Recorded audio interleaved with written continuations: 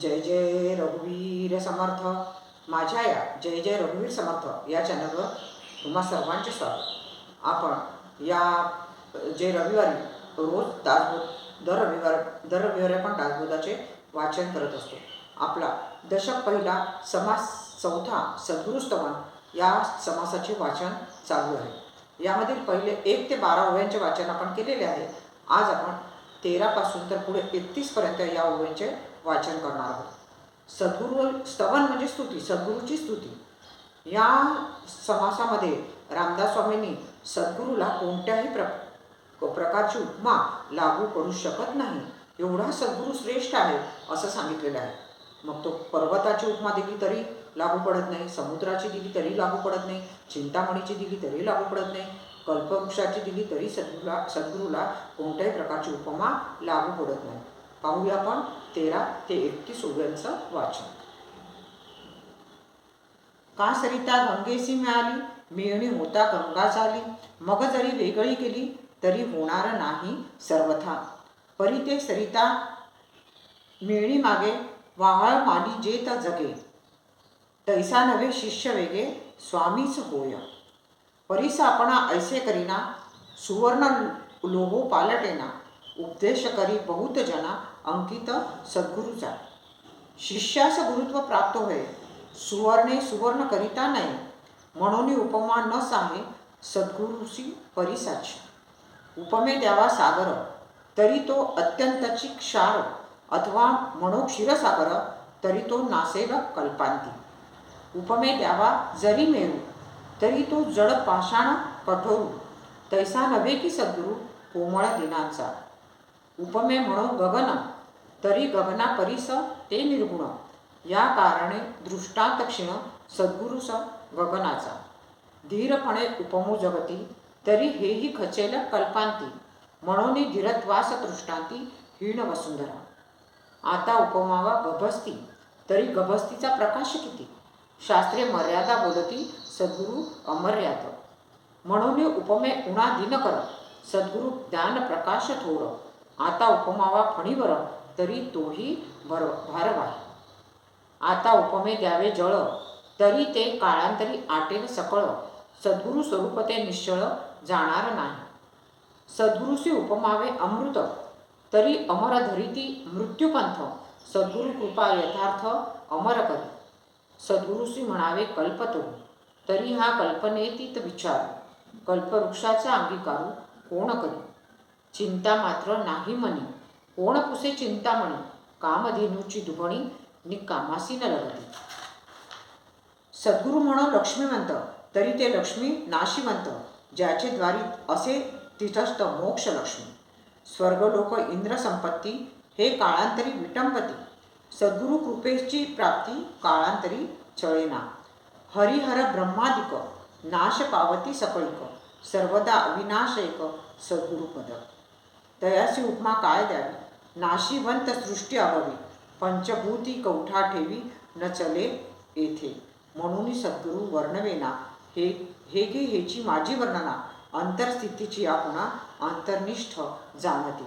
इति श्री दासबोधे गुरुशिष्य संवादे सद्गुरुस्तवन नाम समास चौथा. ओव्यांचं वाचन झालेलं आहे. आपण आता दासबोधामध्ये सांगितलेला अर्थ याचं पण वाचन करणार आहोत ओळीनुसार. ओवी क्रमांक 13. का सरिता गंगेस मिळाली, मिळणी होता गंगा झाली. मग जरी वेगळी केली तरी होणार नाही सर्वथा. जेव्हा एखादी नदी वाहत वाहत जाऊन गंगेला मिळते, तेव्हा तिचं जे रूप आहे ते तिला गंगाच म्हटलं जातं. तिला पुन्हा त्या गंगेमधून वेगळं काढता येत नाही, ती गंगाच बनते. तिला वेगळं काढायचं म्हटलं तरी ते कधीच वेगळी होणार नाही. परी ते सरिता मिळणी मागे, वाहळ मानी जेत जगे. तैसा नव्हे शिष्य वेगे, स्वामीच होय. गंगेला ज्यावेळी नदी मिळत नाही तोपर्यंत लोक त्या नदीला एक छोटी नदी किंवा ओढा म्हणत असतात. परंतु ती जेव्हा गंगेत मिळते तेव्हा ती गंगामय होऊन जाते, गंगा होते. त्याचप्रमाणे सद्गुरूची भेट आणि संगती होण्यापूर्वी शिष्य हा सामान्य मनुष्य असतो. परंतु ज्यावेळेस त्याला सद्गुरूची गाठ पडते, तो सद्गुरूच्या सान्निध्यात येतो, त्यावेळेस मात्र त्याला सद्गुरुपद प्राप्त होते, त्याला सद्गुरूचा अधिकार येतो. परीस आपण ऐसे करीना सुवर्णे लोह पालटेना उपदेश करी बहुत जना अंकिता सद्गुरूचा. सर्वांना माहिती आहे की लोखंड जर परिसाला लावलं तर त्याचं सोनं होतं. या समासामध्ये त्यांनी परीस आणि सोनं याची जो उपमा सांगितलेली आहे ते म्हणतात, परीस लोखंडाचे सोने करतो, परंतु ते जे सोने आहे ते दुसऱ्या लोखंडाला लावले तर मात्र त्याचे सोने होत नाही. म्हणजे परीस जे आहे ते परीस लोखंडाला परीसपणा देत नाही. पण सद्गुरूला शरण गेलेला जो शिष्य असतो तो शिष्य मात्र अनेक लोकांना उपदेश करू शकत असतो आणि त्याचं जीवन तारून नेतो. शिष्यास गुरुत्व प्राप्त होय सुवर्णे सुवर्ण करिता नाही म्हणून उपमानच आहे सद्गुरूसी परिसाची. म्हणजे याचा अर्थ असा होतो की शिष्याला गुरुपद प्राप्त होते. सोने आपल्या स्पर्शाने लोखंडाला सोने बनवू शकत नाही म्हणून परिसाची उपमा सद्गुरूला लागू पडत नाही. आता पुढे त्यांनी सागराचं म्हटलेलं आहे. उपमे द्यावा सागर तरी तो अत्यंतची क्षार अथवा म्हणून क्षीरसागर तरी तो नासेल कल्पांती. जर सद्गुरूला सागराची उपमा दिली पण सागर सुद्धा खारट असतो, त्याचं पाणी खारट असते, म्हणजे सद्गुरूला सागराची उपमा देत नाही. सद्गुरूच्या मनामध्ये सर्वांप्रती गोडवा असतो, प्रेम असते. आणि जर सद्गुरूला क्षीरसागर म्हटलं, क्षीरसागर म्हणजे दुधाचा सागर, तर तो क्षीरसागर सुद्धा कधी ना कधी नासतो. म्हणजे क्षीरसागर किंवा सागराची उपमा सुद्धा आपण सद्गुरूला देऊ शकत नाही. उपमे द्यावा जरी मेरी तरी तो जड पाषाण कठोर तैसा नव्हे की सद्गुरू कोमळ दिनांचा. आता या ठिकाणी या ओवीमध्ये रामदास स्वामी म्हणतात की जर आपण सद्गुरू एखाद्या मेरू पर्वतासारखा आहे असं म्हटलं तर पर्वत जो आहे हा कठोर दगडाचा बनलेला असतो, कठीण दगडाचा बनलेला असतो. म्हणजेच तो पाषाण हृदय जो आपण म्हणतो ना तसा. परंतु सद्गुरूचा हृदय मात्र जे असते ते कोमल असतं, भक्तांप्रती त्यांच्या मनात प्रेम असतं. दगडासारखा तो दगडासारखा जे आहे मन सद्गुरूंचं नसते ते मन मिळावून असतं, प्रेमळ असतं. उपमे म्हणू गगन तरी गगनापरी परिसते निर्गुण या कारणे दृष्टांत क्षीण सद्गुरूसु गगनाचा. ते म्हणतात सद्गुरू गगनासारखा असं म्हणावं तर ते पण बरोबर नाही, कारण आकाश जे पाहतो आपण ते केवळ शून्य असतं, पण सद्गुरू जो आहे तो शून्याच्या पलीकडचं स्वरूप आहे, म्हणून गगनाची सुद्धा उपमा सद्गुरूला लागू पडू शकत नाही. धीरपणे उपमू जगती तरी हेही खचेल कल्पांती म्हणून धीरत्वास दृष्टांती हीण वसुंधरा. आता पृथ्वीविषयी म्हणतात सद्गुरू पृथ्वीसारखा निश्चय निर्भल आणि गंभीर आहे असं म्हणावं तर ते सुद्धा बरोबर नाही, कारण कल्पांताच्या वेळी पृथ्वी विरून जाईल आणि सद्गुरू मात्र अभंग राहतील, म्हणून ही पण उपमा इथे उणी पडते आहे. धीरपणे उपमू जगतू आता उपमावा गभस्ती तरी गभस्तीचा प्रकाश किती शास्त्रे मर्यादा बोलवती सद्गुरू अमर्यादा. ते म्हणतात सूर्यासारखं असं म्हणावं तर सूर्याचा प्रकाश जो आहे तो प्रकाश आपल्याला माहिती आहे की सूर्याचा प्रकाश आपल्याला अमर्याद आहे, तो प्रकाश किती देतो, पण शास्त्रामध्ये सूर्यप्रकाशाच्या मर्यादा सांगितलेल्या आहेत. म्हणजे सूर्याची उपमा सुद्धा सद्गुरूला लागू पडत नाही, सद्गुरू अमर्याद आहे. आणि त्यांनी म्हटलं आहे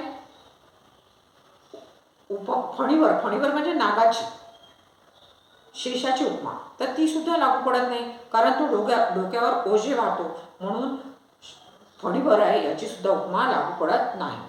आता उपमे द्यावे जळ तर ते काळांतरी आटेल सगळं सद्गुरू रूप ते निश्चळ जाणार नाही. जळ म्हणजे पाणी, याची उपमा जर आपण सद्गुरूला दिली तर पाणी कधी ना कधी आटतं, सूर्याच्या उष्णतेमुळे आटून जातं. परंतु सद्गुरू जो आहे तो सद्गुरू निश्चळ आहे, त्याचं मन निश्चळ आहे, त्याचं प्रेम निश्चळ आहे, तो जे देतो आपल्याला ते निश्चळ आहे. सद्गुरूचे म्हणावे कल्पतरू तरी हा कल्पने तिथं विचारू कल्पवृक्षाचा अंगीकारू कोण करू. आता रामदास म्हणतात सद्गुरूला जर आपण कल्पतरू म्हटलं तर कल्पतरू आपण जेवढी इच्छा व्यक्त केली तेवढंच आपल्याला देतो. सद्गुरू मात्र कल्पनाच्या पलीकडे सुद्धा देतो, जे आपण मागत नाही ते सुद्धा आपल्याला सद्गुरू देतो. म्हणजे कल्पवृक्षाची उपमा सुद्धा सद्गुरूला लागू पडत नाही. चिंता मात्र नाही म्हणे कोण पुसे चिंता म्हणे कामधेनूची दुभणी निक्कामासीने लागते. चिंतामणीसारखा आहे म्हणावे तर ते पण योग्य नाही सद्गुरू. ज्याच्या मनात चिंता आहे त्याला चिंतामणीचे महत्त्व पडते आणि सद्गुरूच्या शिष्याच्या मनात कसलीच चिंता उरू देत नाही. सद्गुरू जो आहे तो शिष्याच्या मनात कोणतीच चिंता उद्भवू देत नाही. म्हणून चिंतामणीची जी उपमा आहे ती सुद्धा लागू पडत नाही. आणि कामदेव, ज्याला काही इच्छा शिल्लक नाही राहिली तर तो कामधेनूची धार काढायला कशाला जाणार? इच्छा नाही तर त्याला कोणत्याही प्रकारच्या ज्या त्याच्या गरजा आहेत त्यासुद्धा त्याला पूर्ण करायच्या त्याचं इच्छा राहत नाही. पुढे ते म्हणतात, सद्गुरू म्हणो लक्ष्मीवंत तरी ते लक्ष्मी नाशिवंत, ज्याचे द्वारी असे तिचष्ट मोक्षलक्ष्मी. आपण म्हणतो श्रीमंती, सद्गुरू श्रीमंत आहे, पण ते सुद्धा योग्य नाही, कारण लक्ष्मी चंचल आहे. लक्ष्मी आज आहे उद्या नाशवंत आहे. परंतु सद्गुरूच्या पायाची प्राप्ती जी आहे ती मोक्षलक्ष्मी आहे, ती तिथष्ट आहे. म्हणून लक्ष्मीची सुद्धा उपमा सद्गुरूला लागू पडत नाही. स्वर्गलोक इंद्रसंपत्ती हे काळांतरी विटंबती, सद्गुरू कृपेची प्राप्ती काळांतरी चलेना. स्वर्गलोक, इंद्रपद आणि त्याचे ऐश्वर हे सगळं कालांतराने नष्ट पावतं, परंतु सद्गुरूची कृपा जी आहे ती प्राप्त झाली की कोणत्याही काली ती नाश पावत नाही. हरिहर ब्रह्मादिक नाश पावती सकळिक, सर्वदा अविनाश एक सद्गुरू पद. ते म्हणतात ब्रह्मा, विष्णू आणि शंकर म्हणजेच हरिहर हे सगळे नाश पावतात, परंतु सद्गुरूचे स्थानच तेवढे अविनाश आहे, अविनाशीपणे ते टिकते आहे. तयाची उपमा काय द्यावी? नाशिवंत सृष्टी आगमी, पंचभूतिक उठा ठेवी न चले तेथे. मग अशा सद्गुरूला पंचभूतांची सुद्धा उपमा देता येत नाही, त्यांच्या उठाठेवामध्ये सुद्धा सद्गुरू स्वरूपात नाही आहे. मग सद्गुरूला उपमा द्यावी कशाची? शाश्वत स्वरूपाची सद्गुरूला उपमास देता येत नाही. म्हणून सद्गुरू वर्णवेना हेगे हेची माझी वर्णना, अंतर्स्थितीची आपुणा अंतर्निष्ठ जाणती. म्हणून ते म्हणतात की सद्गुरूचे वर्णनच करता येत नाही आहे, त्याचे वर्णन करण्याचा प्रयत्न करून करता न येण्यासारखे त्याचे वर्णन आहे. सद्गुरूचा जो अनुभव आहे ती आपली आतील अवस्था आहे. जो स्वतः अंतर्यामी स्थिर झाले आहे त्यांनाच त्या अवस्थेच्या खुणा कळतात. म्हणून या समासात सद्गुरूबद्दल जे काही रामदास स्वामींनी सांगितले आहे ते फक्त जे अंतर्निष्ठ आहे त्यांनाच कळेल. अशा प्रकारचे सद्गुरुस्तवन श्री रामदास स्वामींनी केलेलं आहे. याचं आपलं वाचन पूर्णपणे झालेलं आहे. पुढच्या भागामध्ये आपण संतस्तवन पाहणार आहोत. तुम्हाला जर माझं हे चॅनल आवडत असेल तर त्याला लाईक, शेअर आणि सबस्क्राईब करायला विसरू नका. धन्यवाद. शुका सारिखे पूर्ण वैराग्य जाचे, वसिष्ठा परिज्ञान योगेश्वराचे, कवी वाल्मिका सारिखा मान्य ऐसा, नमस्कार त्या सद्गुरु रामदासा. जय जय रघुवीर समर्थ.